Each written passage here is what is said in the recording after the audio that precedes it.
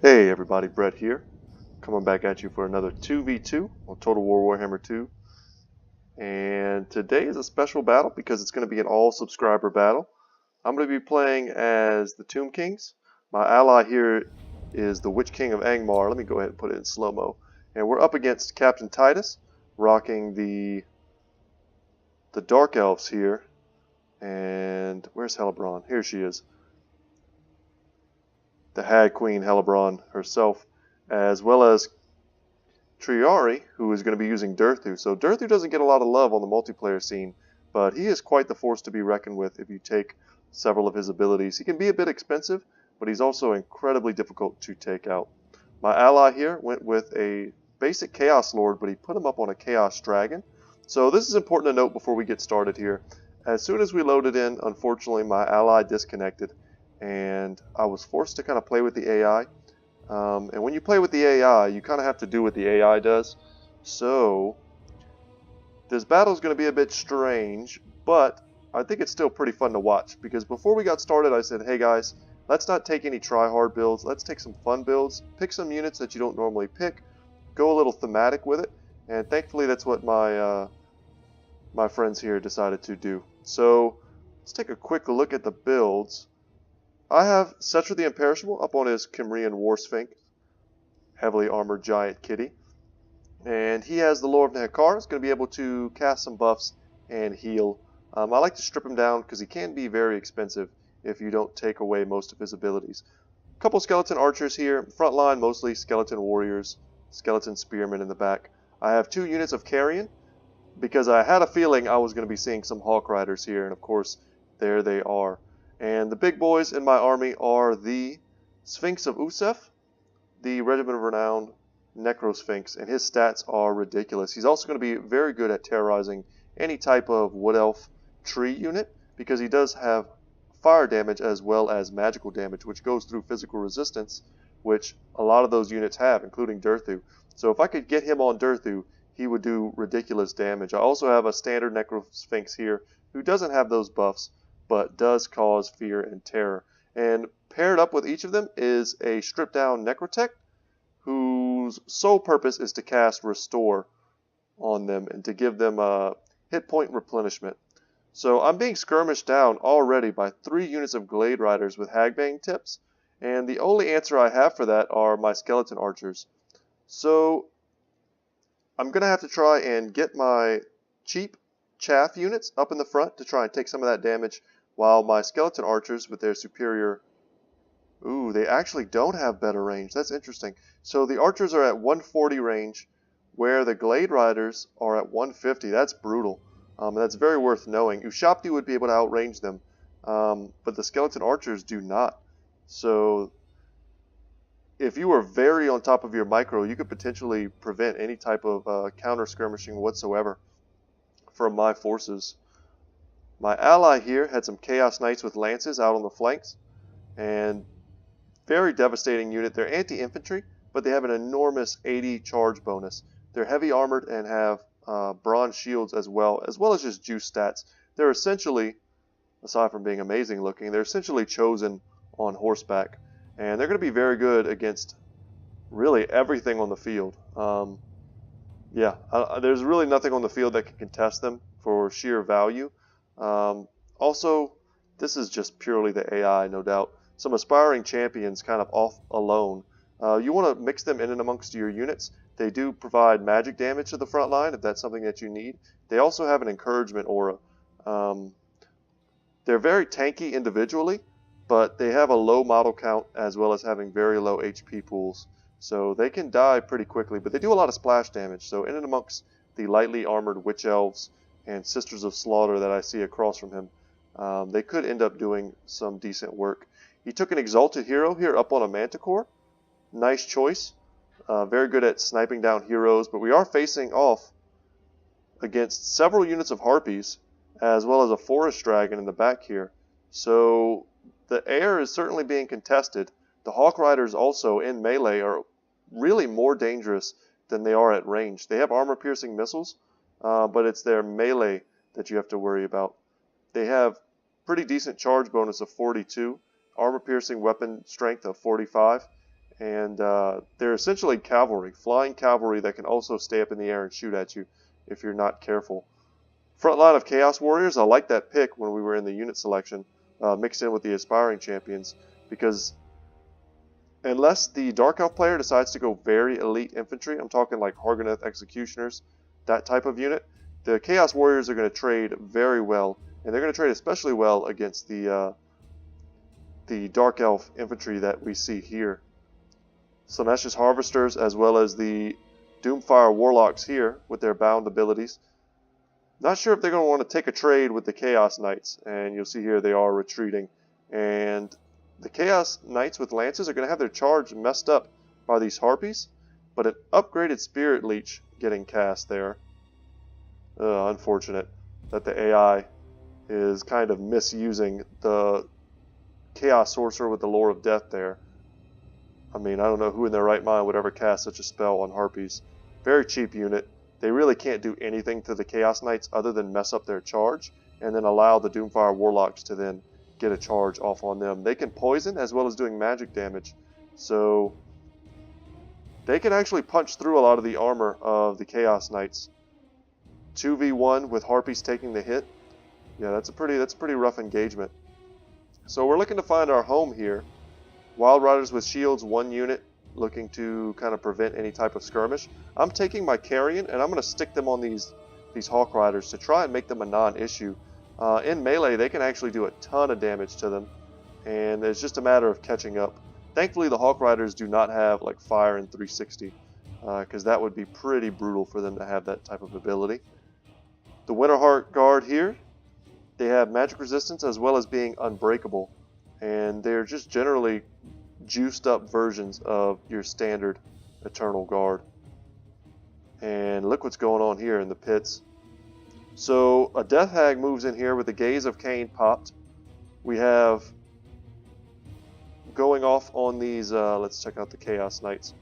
All of these units are currently buffed by the Gaze of Cain, huge melee attack and weapon strength bonuses, which will allow them to just chew up the Chaos Knights, who are completely unsupported. Thanks AI for throwing away probably our most powerful, non-monstrous unit on the battlefield into a pit fight that there's no way they could win. Crone Hellebron is just an absolute blender in melee, and supported by the Witch Elves as well as the Regiment of Renown here, the Sisters of Singing Doom, and we could take a look at their differences. So they actually cause fear and terror. I'm curious if they have a higher physical resistance. I doubt that.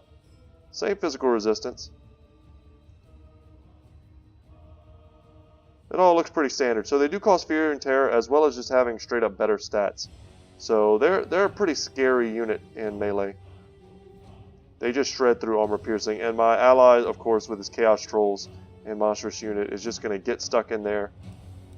And we're looking to do a more measured advance. I want to see where his Monstrous units are going. Where is Durthu going to be deployed? I need to know where my ally is going to end up engaging. That way I can hope to assist. If you're stuck playing with the AI, you never want to leave them to their own devices, because they'll just lose. They'll lose the engagement. Nice frontal charge there from the Wild Riders, taking advantage of my moving formation to put a dent in the Skeleton Warriors. But then I charge forward with my Necrosphinx to counter that. He's a little slow, especially compared to the Wild Riders. But if he were to get engaged with them, they would have a difficult time. Triara here, good play. He's going to be using the Hagbane tips to slow down the Carrion to prevent them from getting into melee on the Hawk Riders. But because they're undead, technically, they're not going to just die or rout and wander off the field, so they're going to chase until they die. So they're getting me a lot of value right now just from keeping them off the battlefield, giving me really the best chance possible to make a clean engagement with the front line. So I'm being beset on all sides by Harpies. I'm trying desperately to keep my Skeleton Archers alive. You see here my Necrosphinxes getting in here, and they're going to carve them up. See if we can get some animations. Yeah, that's going to be some dead Harpies. The Necrotech's also helping. Cetra's helping. But I'm just trying to saturate the front lines with my units to provide as good of assistance as I can to these Chaos Warriors, who will win these engagements if they're able to. So finally, I have some of my units not being killed by Harpies, and then out and around go the Doomfire Warlocks. So losing those Chaos Knights allowed the Dark Elf player, Captain Titus, to have completely free reign of the kind of the mobility game. And yeah, that's a nice Doom Bolt there. So that allowed him to get up and around into my back. I had a single unit of skeletons in reserve that I ended up having to throw in here to kind of hold back this flank, and it was King Nikesh's Scorpion Legion, giving them Neuros protection. That gives a little bit of healing to my entire army, as well as giving them 44% physical resistance. And they are a regiment of renown that provide poison damage, so they're going to be able to stand in this fight for a long time. But there's almost nothing I can do against these Doomfire Warlocks. They're so much faster than my units. All I can do is try and screen them out with Skeleton Spears. I need my archers to stay alive, or else I have no means of countering the Glade Riders or the Hawk Riders. You'll see here the Mana Core has been routed off. The Exalted Hero, if it was a player-controlled Exalted Hero, would probably swing back and take some cover. So it's at this point that I realize just how poorly everything is going for me. Soul Blight here being cast. I don't know if I was able to brace for that charge, but it almost looked like I was.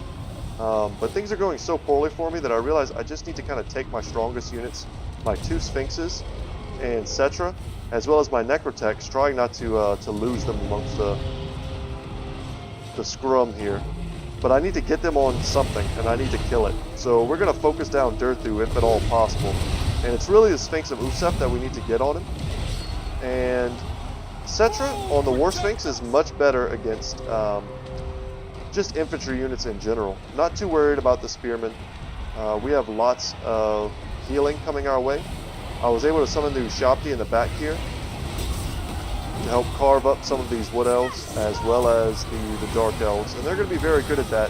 But alone back here, they're not going to have the best luck. The Death Hag providing a lot of support on that War Altar of Cain. And just look at this mess. We can slow it down here. Take a look. We have Hawk Riders bombing in, Chaos Warriors going flying. Lots of dead Eternal Guard everywhere. Now the Death Hag on the War Altar is charging in, providing those buffs to her allies. Cetra the Imperishable, my 2 Sphinxes are in great health.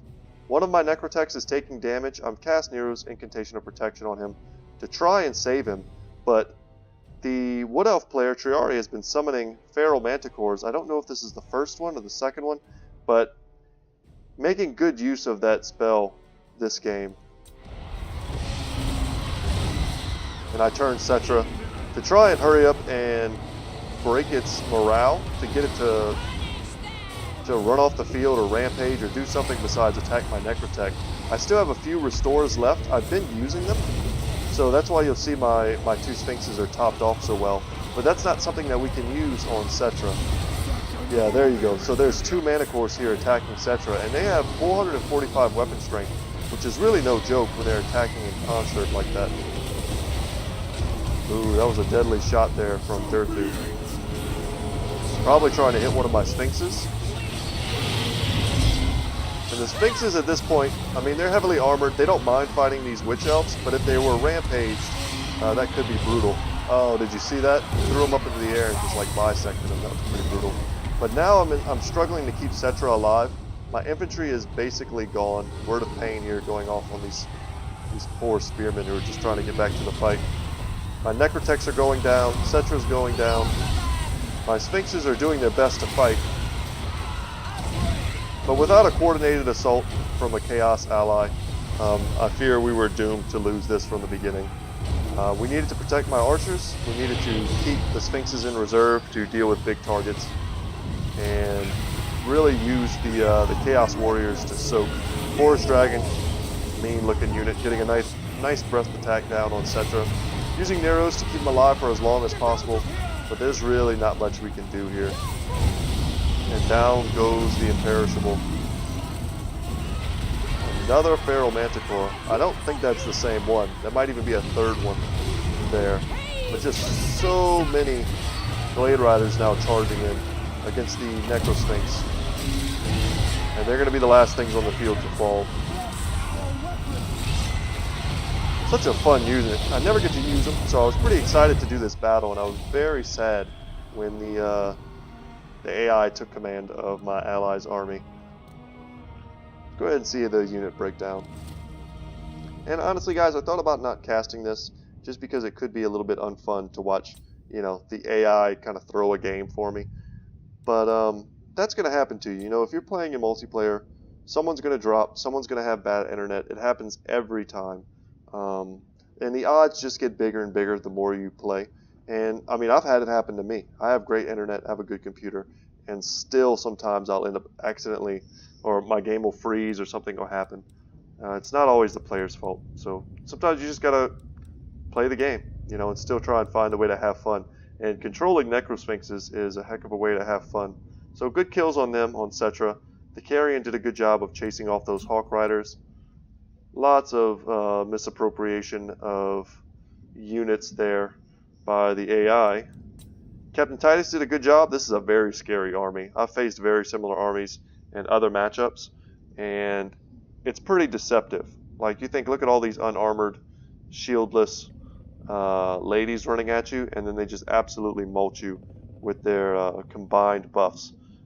And it can be very terrifying. And then very good play here from Triari. Had we potentially had our positions swapped, had the AI been the ones that were chasing down Hagbane, you know, tipped Glade Riders, as well as, you know, all of these other skirmishers, the game might have gone a little different, honestly. Instead, my poor skeleton archers, my chaff units just got run over by the mobility and the skirmishing. And there's really nothing I could do. Whereas if these units had engaged against my skeletons, they would have found themselves trading downward. And my skeletons would really put a dent in them, I'm sure.